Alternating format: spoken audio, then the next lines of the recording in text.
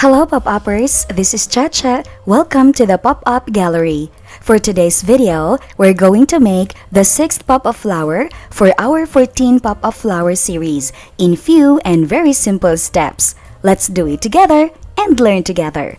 Keep watching!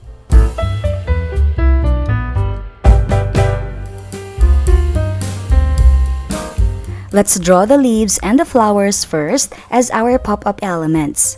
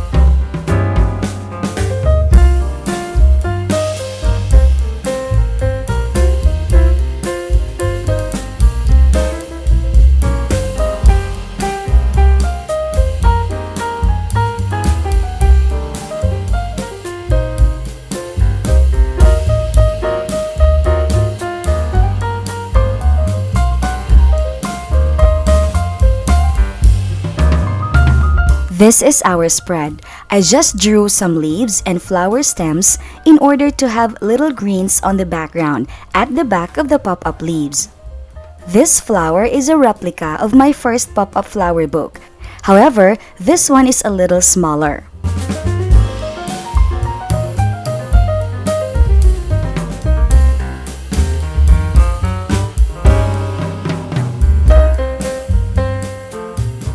Okay. Let's fold our spread and fold the pop-up leaves too and create the tabs.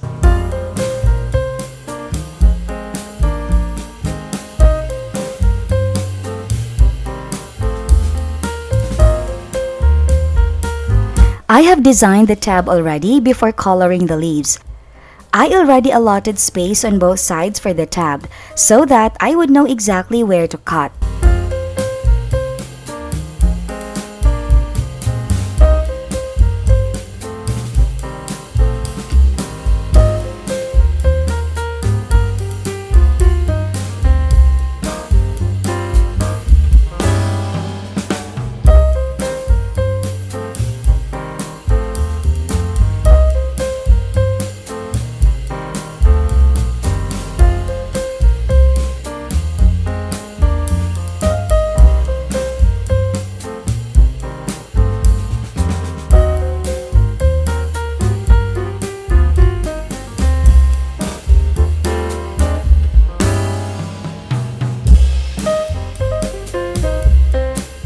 Let's try to put them together to see what they look like. Also, it can help for us to know where we must place them before we glue them permanently.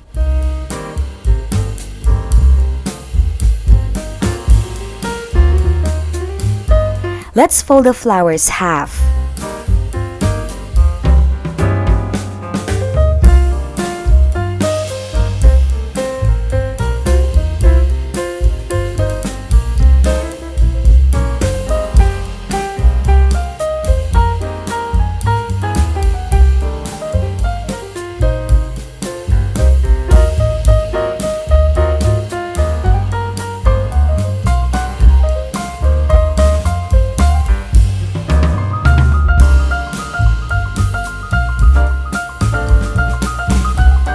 Then, fold the bottom part diagonally to create a triangular fold which will give the pop-up effect.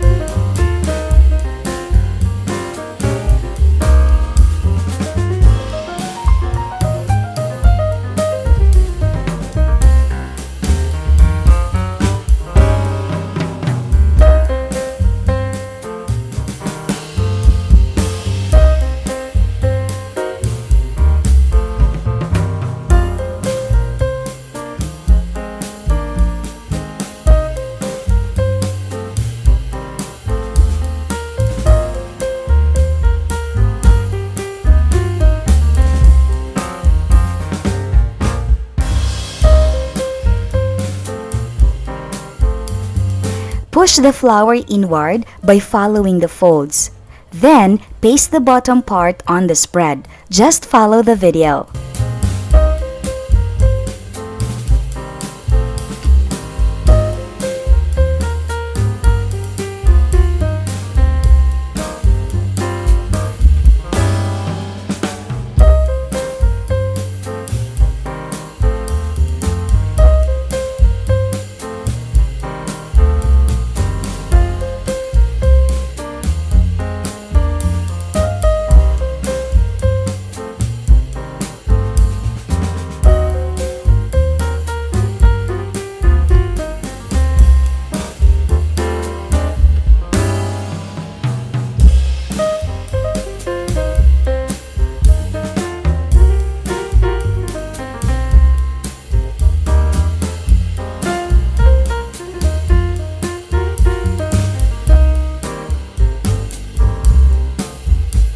Make sure that the element is aligned with the center fold of the spread. Also, be careful that the flower is not sticking out of the spread. Once it is folded inside the page, that's the permanent position of pop-up. So make sure that there is no part of it sticking out.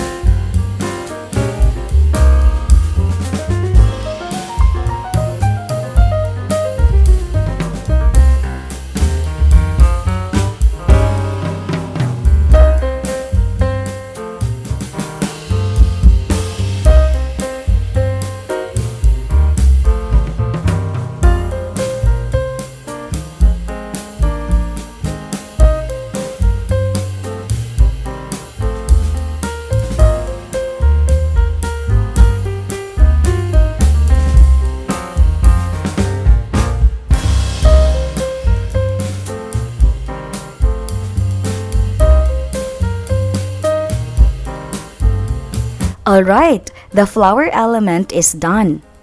Next, the leaves element.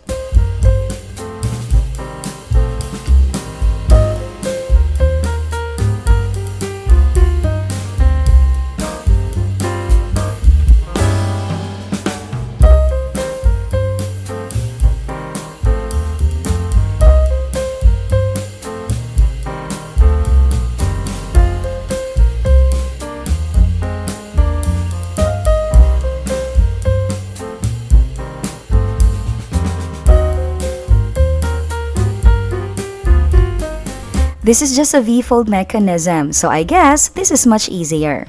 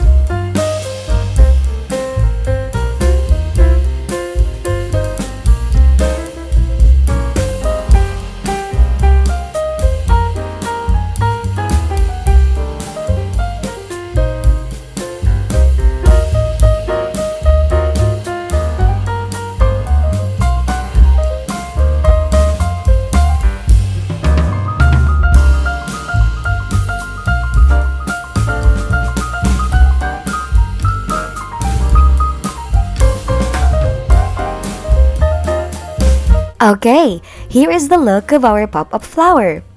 Did you like it? Thank you so much, pop-uppers. See you next time. Have a great day. God bless. Bye!